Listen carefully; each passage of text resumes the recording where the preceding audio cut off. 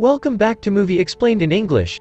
Today I'm going to explain Season 2 of a Spanish thriller drama television series titled Welcome to Eden, created in the year 2022 by Joaquin Goras and Guillermo Lopez Sanchez.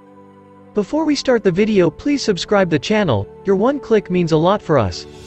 At the beginning of the part 2, we get a flashback to the events that led to Judith's murder.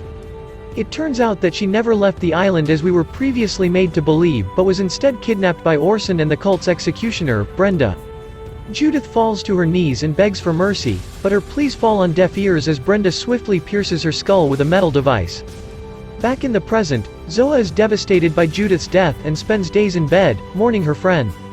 However, that evening, a dangerous storm develops, prompting Zoa, alongside all the inhabitants, to spend the night together in the island's central module. Fortunately, most of the islanders make it to the module before the storm arrives. However, Charlie isn't quite as lucky as he gets into a ghastly accident when a lightning bolt hits a nearby pole. The impact of the charge throws him backward, causing him to fracture his ribs. An injured Charlie is immediately rushed to the island's clinic and is swiftly treated by a doctor. Luckily, he doesn't sustain any fatal injuries but is still admitted to the clinic. Meanwhile, back at the central module, Zoa meets and befriends one of the locals named Belle.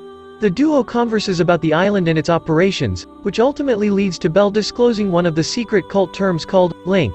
She explains that each of the new invitees is assigned a specific local, also known as a link, to entrap them into the cult.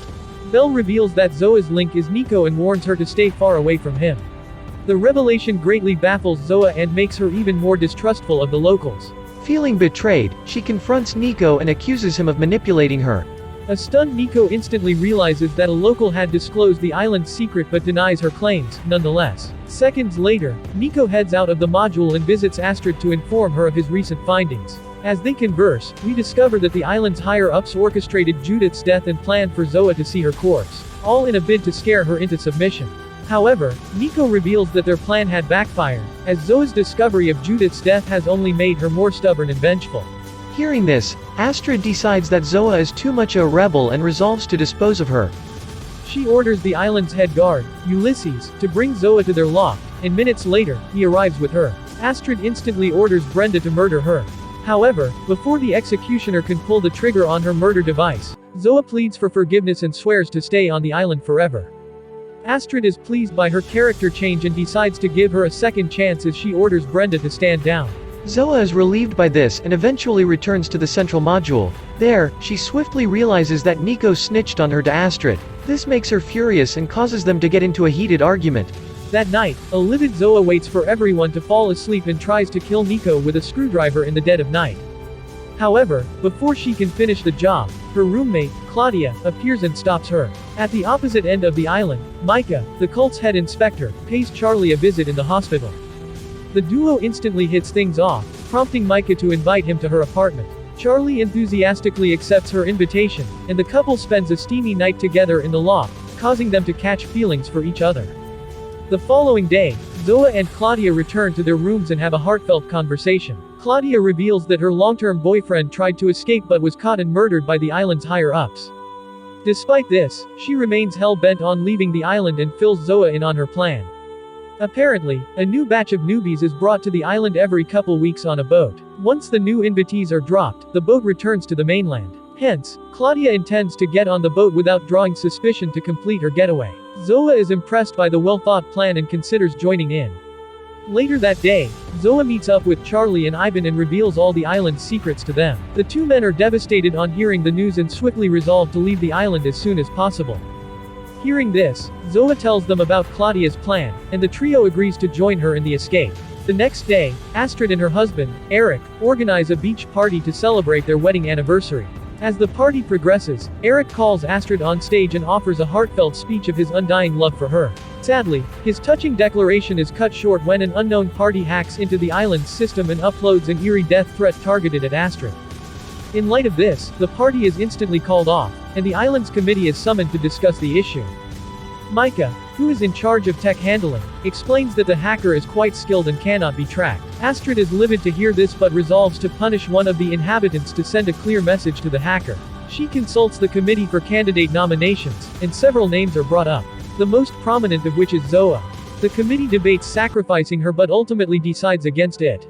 Eventually, Claudia's name is brought up, as the board suspects she has grown vengeful due to her lover's death. The higher-ups further debate this and, shortly after, settles on killing her. The following day, Orson and Brenda arrive at Zoa's apartment and arrest Claudia. Zoa senses that something is amiss and tries to defend Claudia. However, the deadly duo quickly silences her and takes Claudia with them while the other cult members watch helplessly. Together, the trio heads to an isolated part of the island. There, Brenda whips out her execution device and, in usual fashion, uses it to pierce Claudia's skull, thus, instantly killing her. Meanwhile, back in the city, efforts to find the missing newbies have intensified. Ivan's father hires a private investigator to find his son after getting a series of cryptic messages from an imposter claiming to be Ivan. The investigator immediately begins her job and draws up a list of people who went missing around the same time as Ivan. On this list, she finds Zoa and decides to contact her family. On the other end of the city, Zoa's sister, Gabby, finally visits David and learns more about her sister's dealings and the trip that led to her disappearance. David goes into detail, extensively narrating how the event went, and even shows Gabby the wristbands they were given at the party. A curious Gabby touches the wristband and, unknown to the duo, activates a signal that alerts the island's officials. Eventually, a grateful Gabby thanks David for his help and finally returns home.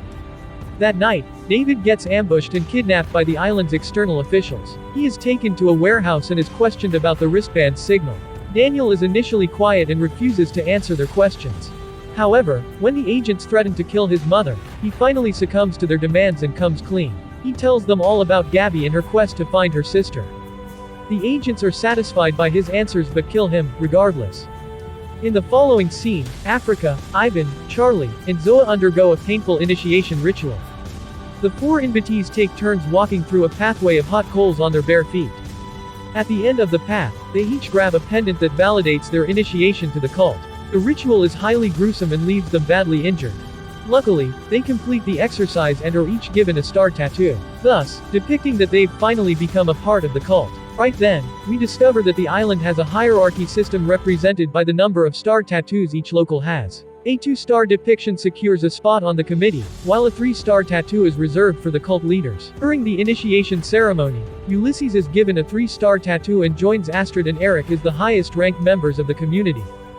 Days later, the new inductees adapt to their life on the island as Zoa gets increasingly close to Belle. One afternoon, Belle confesses to Zoa that she is the leader of a rising rebel team who plans to overthrow the cult leaders. Belle asks Zoa to join her cause, but the newbie politely refuses and fills the rebel leader in on her plans to escape. Belle has a bad feeling about Zoa's escape plan but supports her decision and commends her courage. That night, a masked man breaks into Astrid and Eric's residence with a stolen keycard and attacks the couple in their sleep. He covers Astrid's mouth and tries to stab her with a knife, but her shrieks alert Eric, who stops the burglar's attack. A fight quickly ensues as the masked man swings his knife in an attempt to kill Eric. The burglar gets the upper hand and manages to pin Eric to the floor. However, before he can deal a finishing blow, Astrid appears and pounces on him. This doesn't do much, though, as the burglar quickly overpowers her and buries a knife in Eric's gut before swiftly making a run for it. A horrified Astrid rushes to Eric's aid and decides to rush him to a hospital. However, they decide against using the island's central clinic as news of the attack would destabilize the community. Hence, they rush to a remote part of the island where a young boy named Isaac lives and asks for his help. Isaac swiftly takes Eric in and attends to his wounds. The young boy skillfully sews him up like a pro and nurses him to health. In the following scene, Astrid calls the committee for a meeting but doesn't mention the incident that happened the night before. Instead, she informs them that a fresh batch of invitees would be arriving on the island for the next recruitment process. Each committee member is delegated to head a unique department to ensure the smooth running of the process. After the meeting, the delegates disperse and relay the information to the other locals. Hearing the news, Charlie and Zoa quickly realize that their long-awaited escape opportunity has finally arrived. The duo instantly begins making plans for their escape. However, their hope is short-lived as Ulysses assigns them to work at the party. Learning this, they realize that they'd be under surveillance the entire night and wouldn't have an opportunity to escape. The news greatly angers Zoa, prompting her to steal an automobile and drive to the island's shores.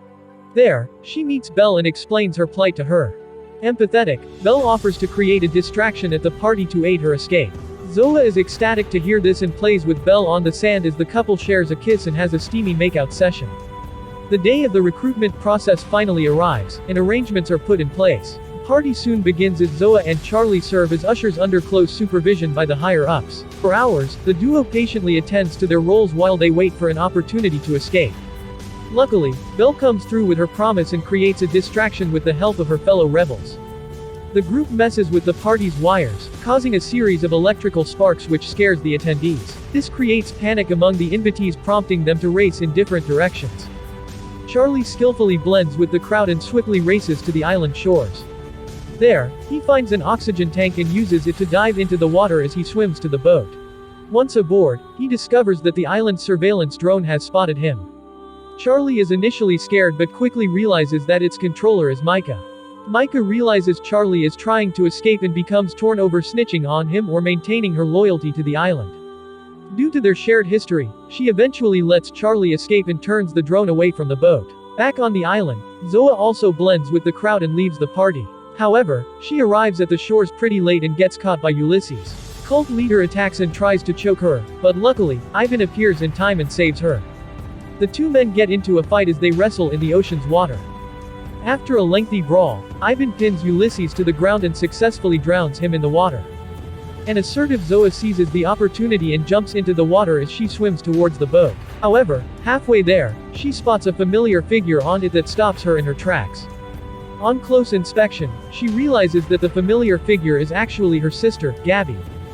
Before she can react, Gabby is led to a speedboat by one of the officials and driven with the other invitees to the beach party. Seeing this, Zoa halts her escape plan and remains suspended in the water as she ponders her next move. That's my explanation for the series, Season 2 of Welcome to Eden. So, what do you guys think about the series? Write in the comment. Subscribe for more videos like this, turn on notifications, and leave a like to help the channel out. Thank you for watching.